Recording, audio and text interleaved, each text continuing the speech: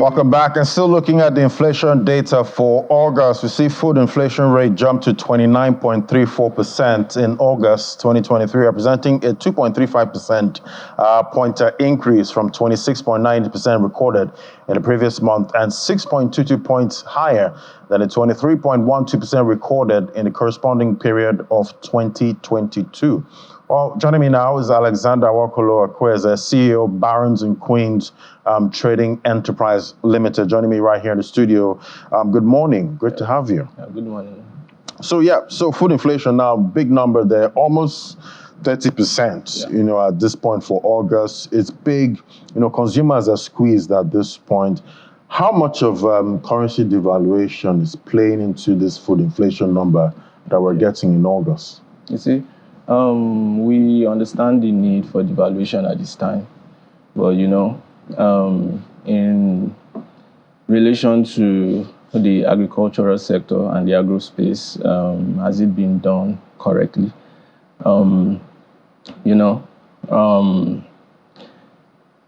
As the prices of goods keep going up in the market, it has a negative effect in the economy. Yeah. And the reasons for this are, decline in foreign exchange supply. We earn foreign exchange majorly from exports. And, we've been import dependent, especially import dependent on raw materials, agro raw materials that we can produce locally in the country. And this has also given rise to inflation of agro commodities in the market. Then secondly,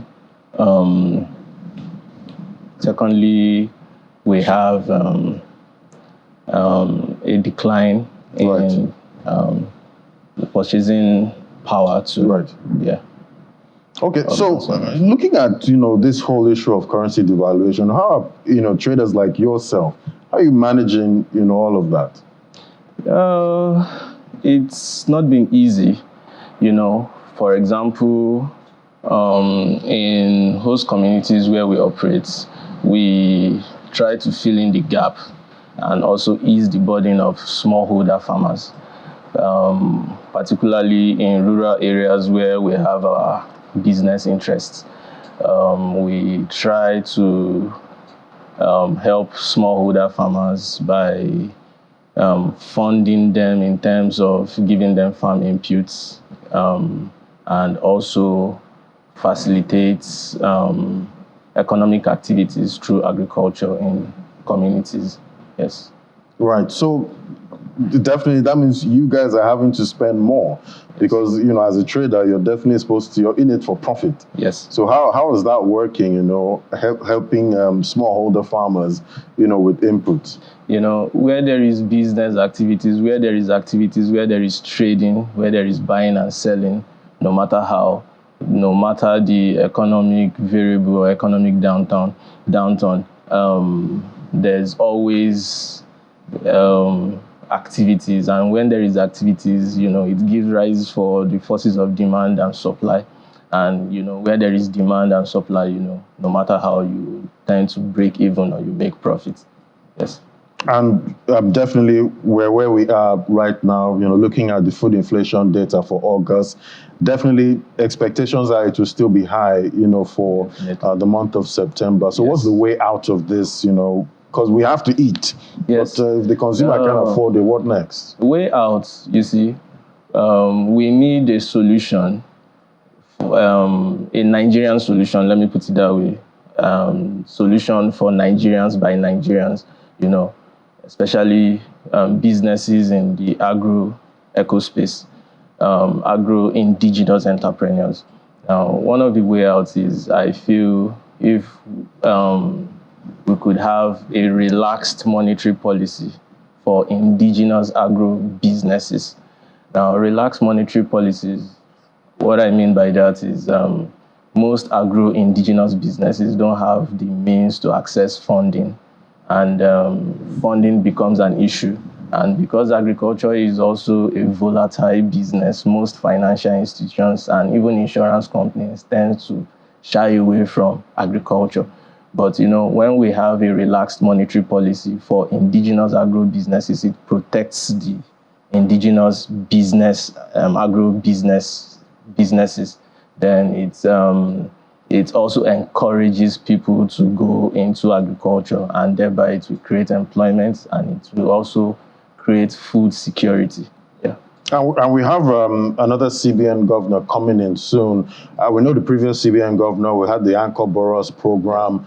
What would you like to see from the CBN when it comes to supporting agriculture? Well, I would say not just by paying lip service, but by engaging serious-minded entrepreneurs in agriculture, indigenous serious-minded entrepreneurs, and finding a way to relax also fiscal policies for agro entrepreneurs too, in terms of, relaxed taxation, and at the same time empowering indigenous agro entrepreneurs, and finding ways to make them competitive in line with international best practices. Would you still like to see the Anchor Boroughs program?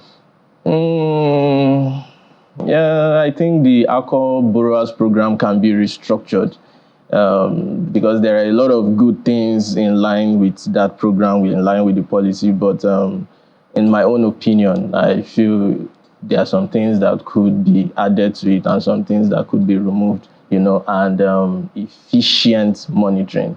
Efficient monitoring. Yes. Yeah. All right, let's look at the investments there now. There are people that want to invest, in the agricultural space, but they don't want to have to go to the farms. Yeah. And we have, platforms that come up and say, oh, we're going to help you. Yeah. We'll give you a so amount every month or every year. Yeah. But some of them turn out to be scams. True. So what can investors, an investor looking to put their hands into the agri space, what can they do right now? Thank you. One of our company's objectives is agro-commodity trading. And under that company objective, and under our business objective, we have investment portfolios in the short term and in the long term. For short-term investments, we have grains and cassava chip portfolios. These portfolios are just for investors who want to invest for a short-term period for maybe 4 months. Then we have the Barron's investment portfolio. This is a medium-term portfolio for investors who want to invest for a period of 6 to 8 months before getting back their ROI. Yeah. All right. So, seeing food inflation at this number right now, what are you expecting, going forward? Now, how do you see consumers, maneuvering all of this price increase we're seeing with food, especially? I see in a way the market is volatile now. Yeah. The market is unstable, but consumers can also plan their spending. Should also anticipate the market, because what you get for a commodity now, when you get to the market tomorrow, it would also increase, and price keeps increasing because as long as we are still importing raw materials for local production, the prices will continue to go up. Yeah, definitely. We're hoping for the very best there. But talk to me about technology now. What are we seeing in that space when it comes to use of technology? Yeah, so far so good. We developed a platform in which we are using technology to drive in investments in agriculture.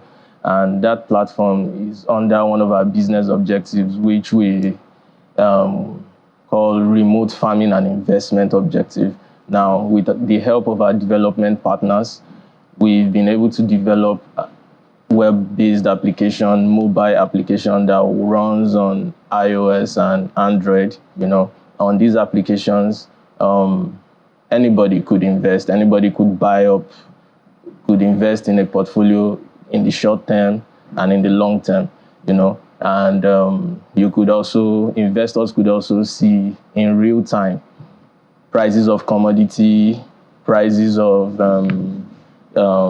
exchange rates in relations with commodities and in relations with the prices of these commodities. You can see all of that on the app. Yes, and the prices of these commodities on the international markets too. Right. Yes. All right, that's good. Be able to gauge the prices and know what to expect going forward. We hope to launch by December. Fantastic. Yeah. All right, thank you so much, Alexander Wakolo Akweze, CEO, Barons and Queens Trading Enterprise. Great having your perspective. Thank you.